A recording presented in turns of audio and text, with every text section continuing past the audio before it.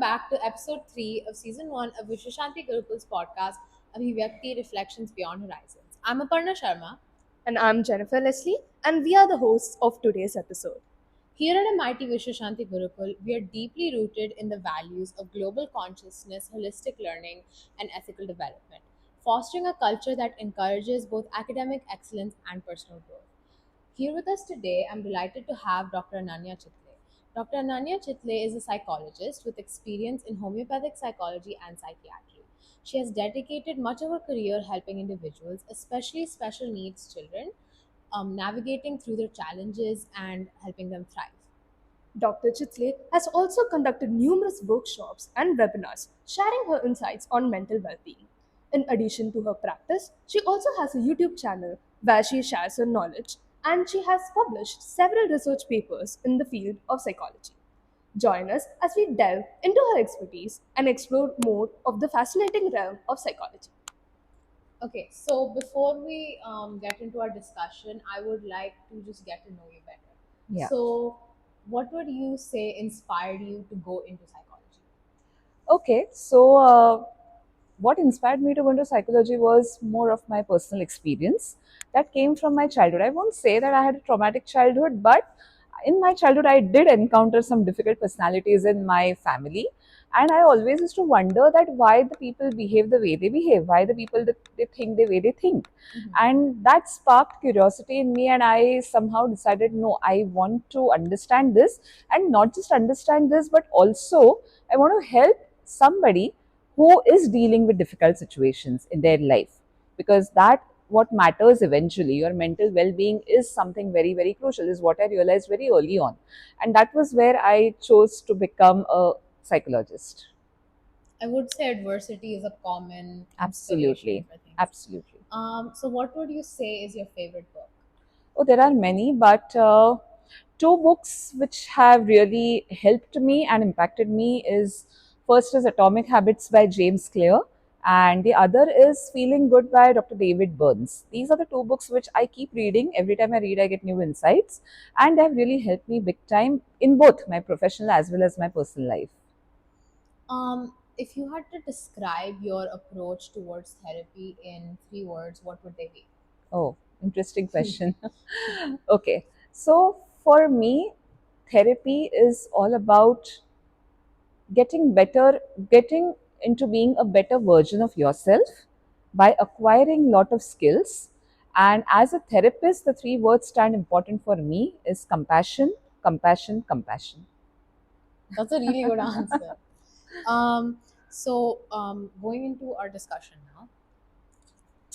Thank you, ma'am. Now that we have gotten to know you better, we can jump into the main questions. Sure. So, first of all, with your exclusive knowledge on the topic, ma'am, could you please tell us what's the difference between traditional psychological practices and homeopathic psychology? Is there any difference really? Okay, more than difference, I would say that homeopathy is almost 3 centuries old today. And from its inception, homeopathy has always focused on human being as a whole person and never seeing any disease or any problem that a human being faces at the level of mind or body as different. In today's times, it is proven in last few decades that yes, mind and body are connected, or our mental health has impact on physical health has an impact on our mental health. So it is proven today, but homeopathy, when it developed, it always believed on this thing. And that is where the principle on which the homeopathy, entire school of homeopathic psychology and homeopathy lies, is where treating the person and not just the disease. Okay, wherein we consider the qualitative differences that we have in every person and the way he or she suffers, be it a physical health issue or be it a emotional problem. So considering the qualitative differences, the remedy is chosen. So even if I've got 10 cases of depression, every case of depression, the medicine that will go from the homeopathic angle is always different, unlike the traditional approaches where the medicine will be something from the class of antidepressants. Okay, but here the uniqueness is of paramount importance.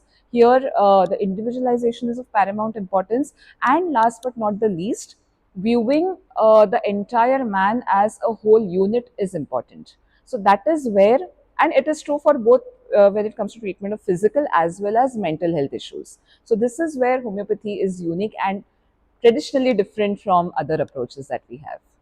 Thank you so much for that answer, ma'am. It must be clarifying a lot of doubts for so many people out there. I think it's interesting to note how you first, when you were talking about how like the inception of homeopathy and what it's really grounded on, we talked about how before it wasn't as accepted to Yeah. the idea that the body and the mind are connected, and now it's very much a part of modern medicine.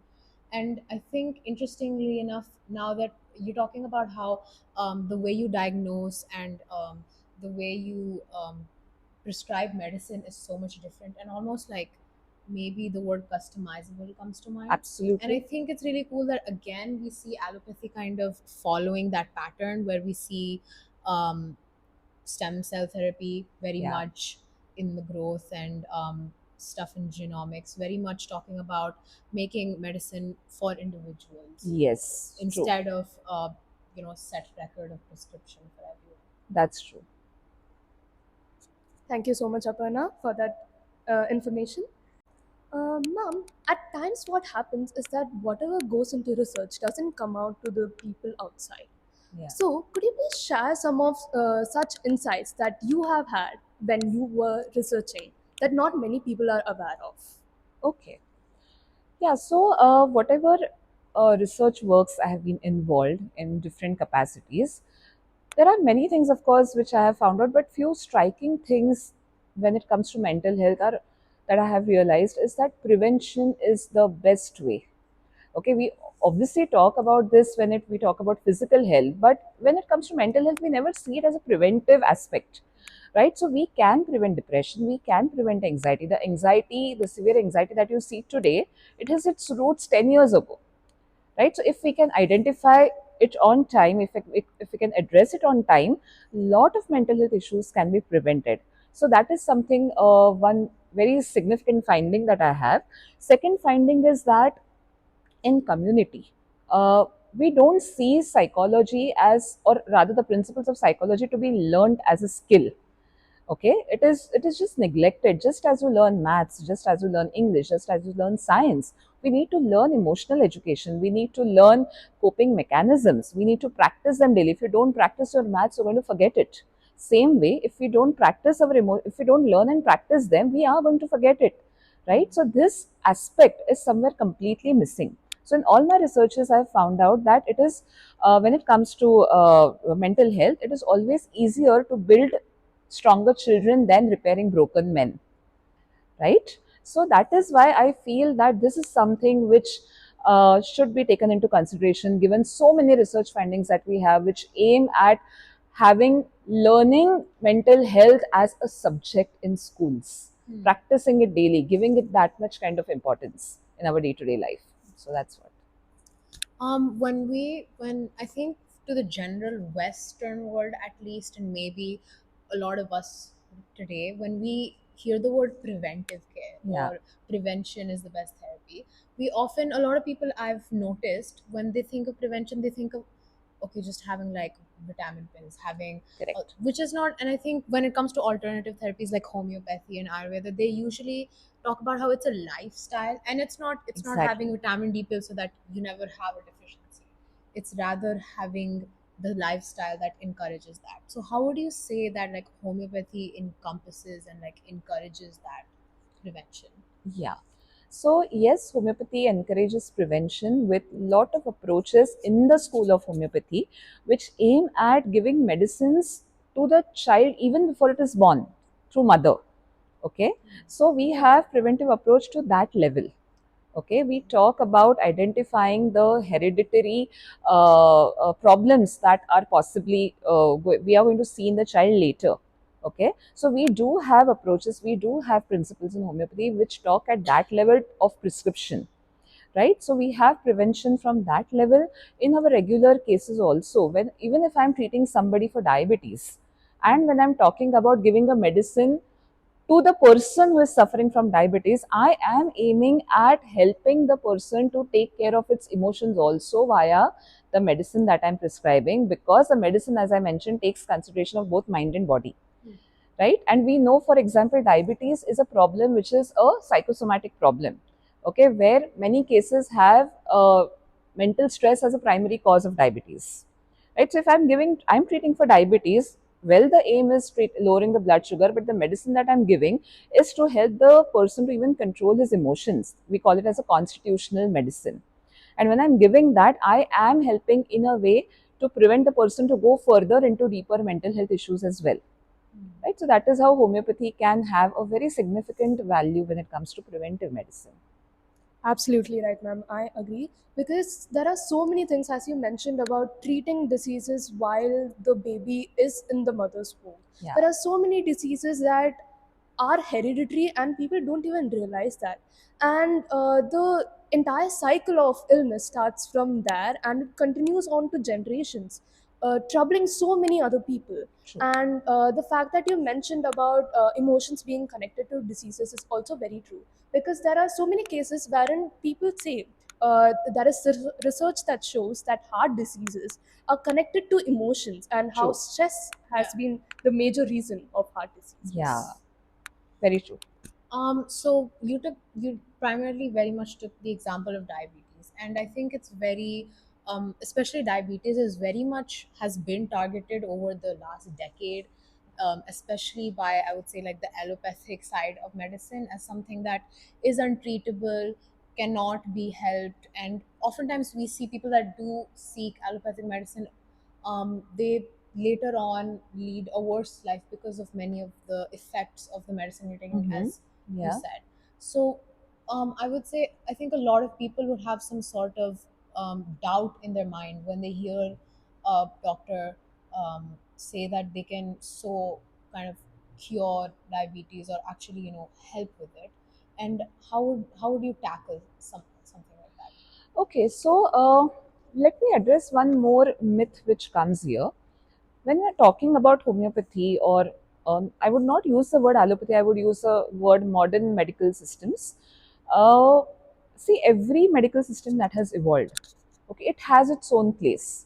So I don't want anybody to feel afraid of the modern medicines that we have in terms of allopathy, nor do I want to anybody come up and say that okay, homeopathy or Ayurveda is just old medicine, it is not good.